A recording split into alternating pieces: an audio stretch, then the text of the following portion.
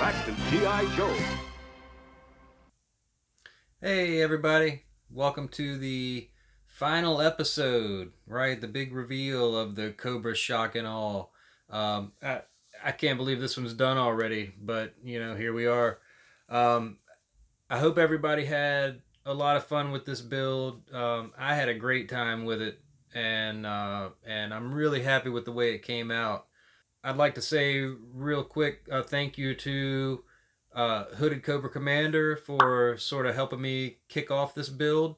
I appreciate his help with this. And I'd also like to thank everybody who has followed the build and commented on the different steps. And yeah, it means a lot that you guys are watching the videos and enjoying my work. And yeah, I really appreciate everybody who's tuned in. All right, so without any further ado, let's head over to the bench and take a look at the finished Cobra Shock and All. Be right back. All right, everybody, here we go. The Cobra Shock and all finished up. Really happy with the way this one came out. When I start a project, I've always got kind of a image in my head, what I think it's going to look like, or what I kind of want it to look like. But you never really know if it's going to turn out that way, right? But this one really came out nice. I think it really looks like a complete build. It looks like its own vehicle. Often when you do, customs like this, it just looks like a repaint. You took a vehicle and, oh yeah, I see you took this vehicle, you repainted it, neat. But this one looks like it's its own vehicle. The Ice Snake is almost unrecognizable, and yeah, just really happy with the finished product. One thing in particular that I like, this front end, it really reminds me of the old Hiss tanks, right? And I think that looks kind of cool sticking out in front of the wheels there. Yeah, just a lot of fun. Really happy with how this one came out. Yeah, so I did change a few things from the last episode, mainly with the stickers. You see I've got a 438 over on this side now. In the last episode, we put the 438 sort of across the panel.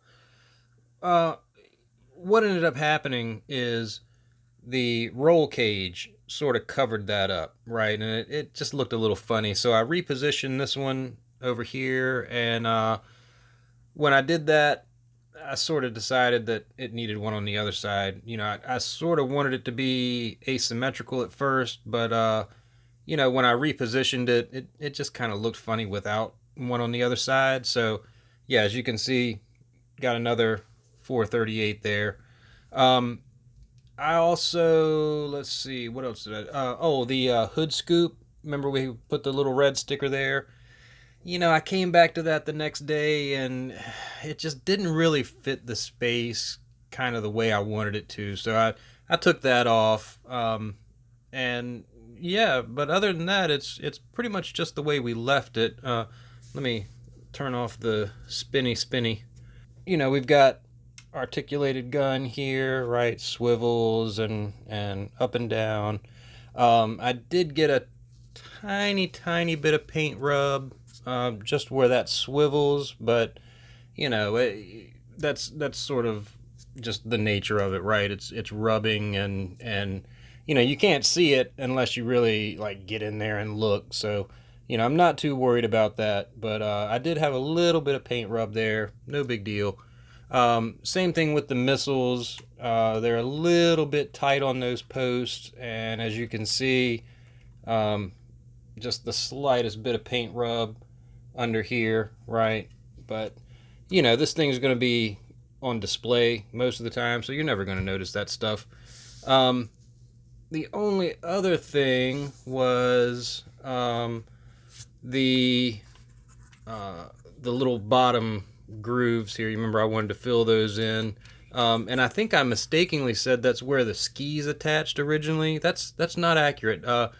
They were actually storage for the original missiles, right? You could pop them in there and store them when you weren't using them. So, but I didn't fill those in. I may go back and do that at some point, but you can't really see it, and it doesn't really bother me that it's open.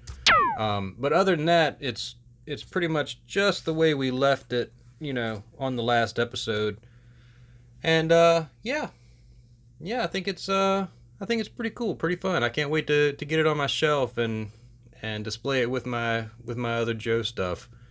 So that's gonna do it for this build. I hope you guys enjoyed this one. I had a ton of fun doing it. I may have to do another one just to have a couple of these. Maybe not a second driver, but have a couple of these vehicles. It'd be kind of neat.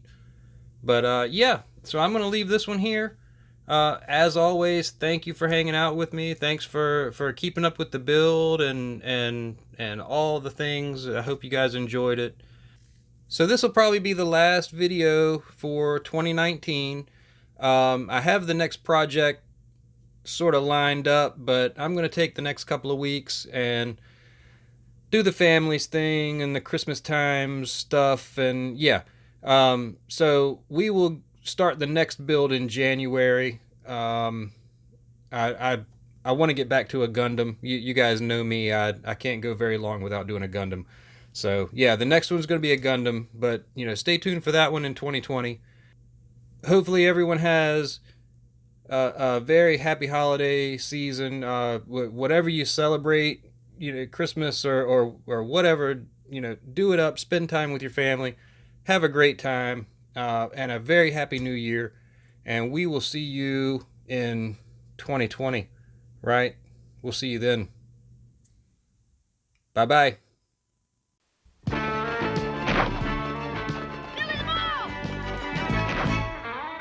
Turkey, now we might lose. Hold on there. Flint! Will yelling at Billy help? Not really. Look, if you want to play your best, you got to play like a team. Yeah, Red! It's tied up! The next time you get angry over a bad play, remember you need teamwork to win, not arguments. Now we know. And knowing is half the battle. G.I. Joe!